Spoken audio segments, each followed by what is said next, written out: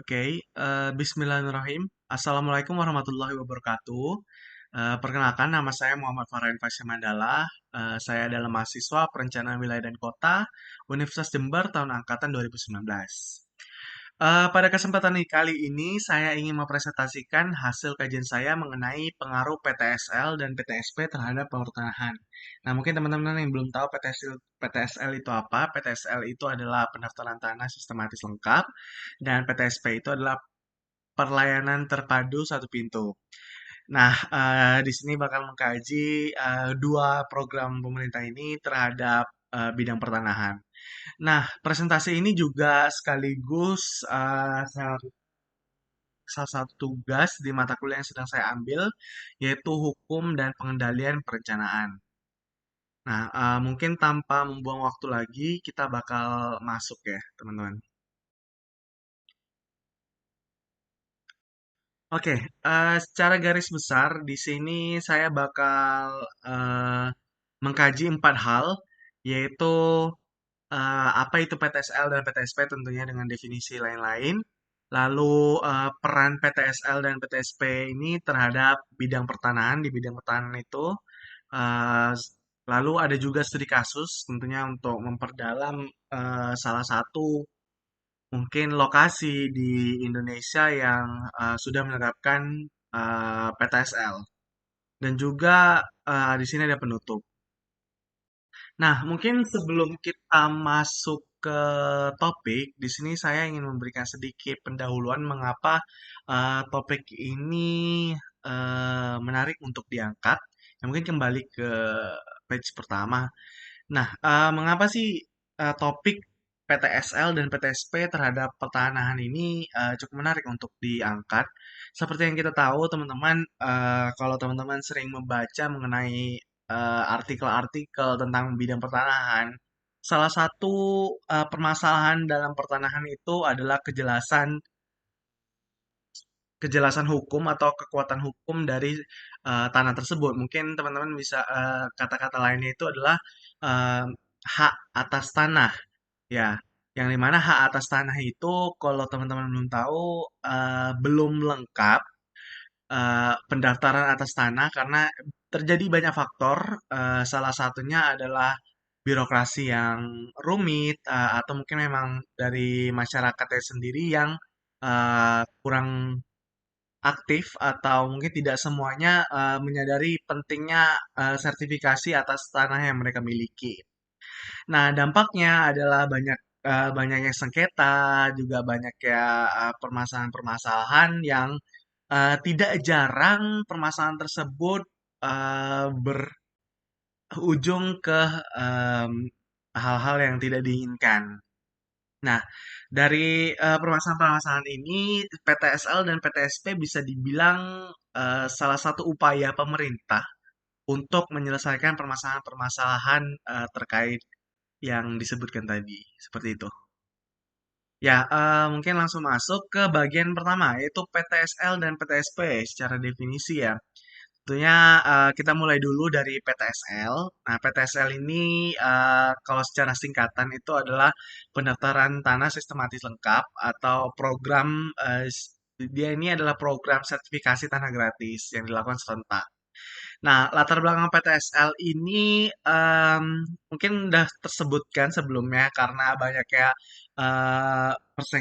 persengketaan tanah yang diakibatkan oleh ketidakjelasan kepemilikan tanah dan juga masih belum lengkapnya tanah-tanah yang terdaftar. Ya, makanya dibutuhkan PTSL ini. Lalu ini PTSL ini merupakan program prioritas nasional yang berupa percepatan pendaftaran tanah sistematis lengkap ya. Ini seperti yang disebutkan sebelumnya. Nah, PTSL ini program dari Kementerian Agraria dan Tata Ruang atau Badan Pertanahan Nasional. Di sini syarat untuk PTSL untuk mendaftarkan itu tentunya membutuhkan subjek orang ya. Lalu surat tanahnya seperti akte jual beli, akte hibah, berita acara kesaksian. Lalu objeknya tanda batas yang terpasang, ada pajaknya juga umum, surat permohonan dan surat pernyataan peserta. Nah, mungkin ini secara lebih detail. eh apa aja ini tidak saya jelaskan di sini. Mungkin ini hanya secara umum aja syarat dari pendaftaran untuk PTSL ini. Lalu untuk tahapan pelaksanaan PTSL ini dia ada 6 tahap. Pertama dari penyuluhan dilaksanakan oleh petugas. Ini diikuti seluruh peserta PTSL sesuai jadwal tim penyuluh, lalu menanyakan riwayat, siapa pemilik tanah. Dari pendataan ini langsung pengukuran lapangan, lalu setelah pengukuran lapangan dibutuhkan sidang. Setelah sidang ini maka dilakukan pengumuman dan pengesahan sehingga ujungnya nanti adalah berupa penerbitan sertifikat. Yang mana penerbitan sertifikat ini diserahkan langsung dari ATR BPN ke peserta. Ya, apa sih yang bisa dilakukan PTSL? Ya tentunya dari program ini kita pasti tahu karena dari latar belakang tadi bahwa benefit dari PTSL ini memberikan kepastian hukum terhadap kepemilikan aset. Ya ketika kita memiliki tanah dan itu tidak memiliki kepastian hukum, bisa saja itu disengketakan entah orang lain atau kita sendiri yang sulit untuk mengelola. Seperti itu. Dan juga terhindar dari sengketa lahan. Selanjutnya, nah ini salah satu eh, bentuk ya, bentuk dari pendataan bidang tanah yang ada di Indonesia. Nah, jika teman-teman bisa lihat di sini di sini bisa dibilang full ya. Ada yang bilang terdaftar, dan terdaftar, tapi yang hijaunya yang belum tidak terdaftar ya. Nah, di sini sebenarnya upaya pemerintah jika semua tanah itu sudah terdaftar, tentunya akan mudah untuk mengetahui siapa saja sih yang terdaftar di suatu bidang. Misalnya kita ingin melakukan pengadaan lahan nih. Nah, kalau kita ingin melakukan pengadaan lahan, tentunya kita harus tahu tuh siapa aja yang memiliki lahan tersebut dan melakukan pembebasan. Tapi kalau misalnya lahan tersebut ternyata tidak ada kepemilikannya atau mungkin ada pemiliknya tapi tidak tahu pemiliknya siapa, tentunya itu bakal menghambat pembangunan ke depannya gitu.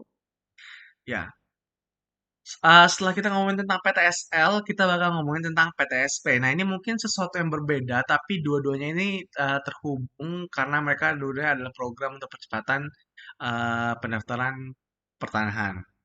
Ya, di sini PTSP itu ada pelayanan terpadu satu pintu dan di mana itu adalah kegiatan penyelenggaraan suatu perizinan dan non perizinan yang mendapat pendelegasian wewenang dari instansi yang memiliki kewenangan. Nah, mungkin ini bakal dijelasin secara lanjut ya di next ya. Ah, ah. Dan ya, untuk latar belakang PTSP ini adalah kalau mungkin teman-teman punya pengalaman mengurus perizinan ke dinas-dinas tertentu, biasanya teman-teman mungkin bakal diarah untuk pergi ke Bangkes Bangpol kalau mungkin iya di tempat daerah teman-teman harus melewati itu. Maka ya, ketika kita ingin melakukan suatu perizinan atau yang pernah saya lakukan itu perizinan permohonan data, itu kita harus melewati beberapa proses, entah itu prosesnya dan itu berbagai macam ya, entah itu kadang harus langsung ke dinasnya, yang ke tempat kita minta, atau mungkin kita harus melewati Bangkes Bangpol dulu, atau harus kemana dulu, atau harus segala macam. Itu berbeda-beda setiap daerah dan itu bisa dibilang cukup menyulitkan. Terutama ketika kita dilempar-lempar, ya mungkin kalau teman-teman pernah punya pengalaman tanda kutip dilempar-lempar yaitu misalnya dari Bangkes Bangpol nyuruhnya minta ke sana langsung dan ternyata kalau dari sana mintanya harus lewat sini dulu dan hal-hal yang seperti ini itu mungkin bagi kita ya yang kalau mahasiswa itu cukup melelahkan dan juga cukup mengesalkan. Maka dari itu, em, mungkin nggak untuk mahasiswa aja, masyarakat juga yang terutama yang ingin buka usaha itu kan butuh perizinan-perizinan itu kadang mereka harus antrinya lama, harus ke sana ke sini, biaya transportasi banyak, kadang juga prosesnya lama. Maka dari itu dibentuk suatu instansi yang dia merangkum atau bisa dibilang dia eh, mendelegasikan nih seperti yang disebutkan ini mendelegasikan wewenang dari apa dari instansi yang memiliki kewenangan. Nah, untuk itu harapannya untuk perizinan itu, misal kita ingin melakukan perizinan ke suatu dinas tertentu itu tidak perlu langsung sana, kita hanya perlu lewat PTSP aja seperti itu. Apalagi lebih lebih berguna lagi apabila kita harus melakukan perizinan ke berbagai dinas gitu. Daripada kita harus pergi ke satu-satu dan itu kita harus bolak-balik, adanya PTSP ini tentunya sangat membantu. Ya, jenis perizinan PTSP ini nih jenis-jenis perizinan yang yang instansi yang memiliki kewenangan yang mungkin bisa didelegasikan oleh PTSP ini salah satunya salah beberapanya adalah lingkungan hidup, pendidikan, perumahan, penataan ruang dan pertanahan. Nah, ini mungkin bisa kita skip ya karena ini pembahasan kita tentang pertanahan. Salah satu yang bisa dilewati untuk PTSP, maksudnya didelegasikan wewenangnya di PTSP itu salah satunya di bidang pertanahan.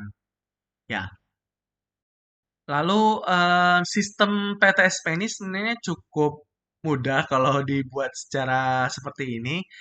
Ya, di sini dinas dan instansi dia mendelegasikan wewenangnya ke PTSP. Jadi PTSP sekarang yang memegang wewenang tentang perizinan eh, yang dikeluarkan dari dinas ini. Nah, masyarakat itu jika ingin jika ingin jika mereka membutuhkan suatu perizinan untuk dari dinas ini, mereka tidak perlu pergi ke sana. Melainkan mereka hanya perlu ke PTSP. Dan di PTSP ini tentunya mereka punya prosedur yang komplit, jelas dan juga nggak berbelit-belit ya. Maksudnya karena mereka itu di satu tempat aja, sehingga kita juga tujuannya jelas, kalau mau kemana-mana harus tinggal ke situ aja. Nanti yang masalah koordinasi dengan dinas tinggal dari pihak PTSP-nya aja. Dan juga sebenarnya pemangkasan ini juga bermanfaat untuk mengurangi adanya pungli. Pernah ada kasus di mana ketika orang itu eh, terlalu sibuk dan dia menitipkan untuk pengurusan itu ke orang lain, itu malah membuat terjadinya pungli dan pengurusan-pengurusan perizinan malah menjadi sesuatu yang sulit bagi masyarakat. Lah, lalu benefit dari PTSP ini apa? Nah, secara general tentunya ngebuat biaya biaya untuk melakukan perizinan itu menjadi lebih murah. Kenapa? Dari segi transportasi tentunya. Dan juga dari segi fotokopi-fotokopi mungkin lebih banyak kalau dilakukan di beberapa dinas ya. Apalagi kalau setiap dinas itu minta map, tentunya kita harus kayak ngasih setiap dinas itu satu map, satu map, satu map. Nah, dan di sini dengan adanya PTSP kita hanya perlu pergi ke PTSP-nya aja seperti itu. Lalu juga dari segi efisiensi, nah ini yang jelas mungkin teman-teman udah tahu ya nggak perlu jelasin lagi.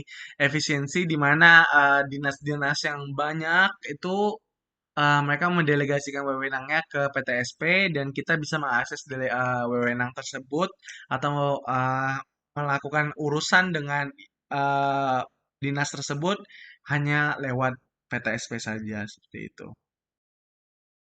Nah, sekarang kita ngomongin tentang ada apa dengan PTSP dan PTSL ini dengan pertanahan.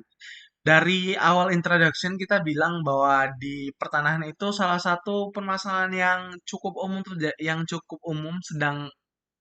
maksudnya uh, cukup umum terjadi atau sekarang belum terselesaikan itu salah satunya adalah pendaftaran pendaftaran kepemilikan tanah. Nah, pendaftaran kepemilikan tanah kenapa sih nggak kok nggak kelar-kelar? Ya tentunya banyak faktornya. Entah itu memang dari masyarakatnya atau mungkin karena birokrasinya yang ribet sehingga untuk melakukan pendaftaran itu membutuhkan waktu yang lama. Nah, Dari permasalahan itu, PTSP dan PTSL ini sebenarnya merupakan suatu program pemerintah ya yang menjadi jawaban untuk menyelesaikan permasalahan di bidang pertanahan ini.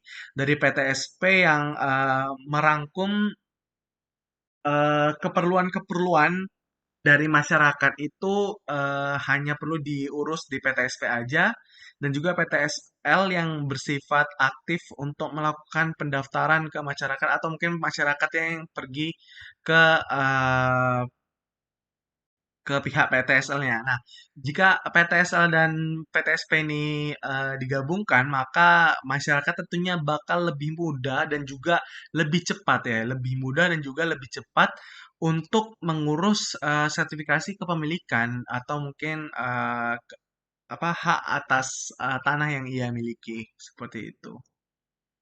Nah, hubungan PTSP dan PTSL di sektor pertanahan ini, ya ini dibutuhkan percepatan dan di sini karena ada PTSP maka birokrasi itu menjadi cepat dan untuk program serta inventarisasi hak kepemilikan tanah dan di sini masyarakat juga bisa dengan ada PTSL ini kan masyarakat bisa langsung serentak dan dengan ada PTSP mereka meskipun serentak uh, apa pemerintah juga pengurusan birokrasinya nggak overload karena di sini PTSP udah memberikan birokrasi yang lebih efisien seperti itu. Oke, oh ini salah, mohon maaf. Ya, untuk studi kasus di sini saya mengambil salah satu jurnal yang saya baca yaitu penerapan PTSL di Kota Tanjung Pinang. Nah, berdasarkan hasil studi tersebut, mereka mengkategorikannya menjadi 6 kondisinya, yaitu standar dan sasaran kebijakan, sumber daya, komunikasi antar organisasi BPN, karakteristik agen pelaksana, kondisi sosial ekonomi dan politik, sama disposisi implementer. Nah, secara keseluruhan untuk standar dan sasaran kebijakan bisa dibilang PTSL juga kondisi penerapannya di Kota Tanjung Pinang itu sudah tepat dan sudah sesuai dengan sasaran dan sesuai dengan standar dan sasaran kebijakan. Lalu sumber daya. Nah, ini sayangnya pada penelitian ini ditemukan bahwa sumber daya pelaksana, sumber daya manusia untuk pelaksana PTSL ini masih kurang. Nah, ini salah satu permasalahan dari em, Eh, bukan itu, mohon maaf. Ya, untuk sumber daya di sini dikatakan dalam penelitian tersebut bahwa sumber daya yang dimiliki itu masih kurang sehingga untuk melakukan pelayanan terhadap banyak orang itu masih malah menjadinya ngantri dan itu tentunya malah menghabiskan waktu seperti itu. Lalu komunikasi antar organisasi BPN. Nah, di sini berdasarkan penelitian sudah cukup bagus untuk komunikasi antar organisasi BPN dengan PTSL. Lalu untuk karakteristik agen pelaksana di sini agen pelaksana di sini tentunya dari pihak PTSL dan di sini PTSL mengurus administrasi dan untuk masyarakat itu yang menunjukkan bagian apa penunjukan bagi penunjukan di lapangan, terutama di tahap pengukuran. Lalu untuk kondisi sosial ekonomi dan politik di sini masyarakat pada penelitian tersebut dikatakan bisa bilang positif dan cukup aktif dalam mendaftarkan kepemilikan tanahnya seperti itu. Dan juga di sini untuk disposisi implementer di sini juga di sini dipakai BPN ya BPN perpanjangan tangan sini sudah baik untuk disposisinya. Lalu untuk hambatan penerapan PTSL mungkin untuk hambatan penerapan PTSL ini hanya terdapat di bidang di bagian sumber daya manusia ya, di mana PTSL itu ketika melakukan serentak tentunya eh, terjadi lonjakan kebutuhan pelayanan dan di situ sumber daya manusia yang dimiliki oleh PTSL ini tidak bukan tidak cukup, melainkan tidak mungkin bisa dibilang kekurangan, sehingga pelayanan yang diberikan kurang optimal.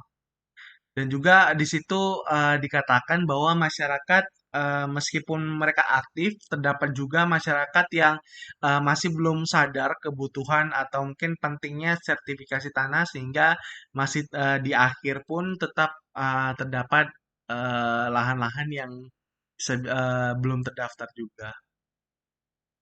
Baik, itu saja pengkajian mengenai PTSL dan PTSP terhadap bidang pertanahan.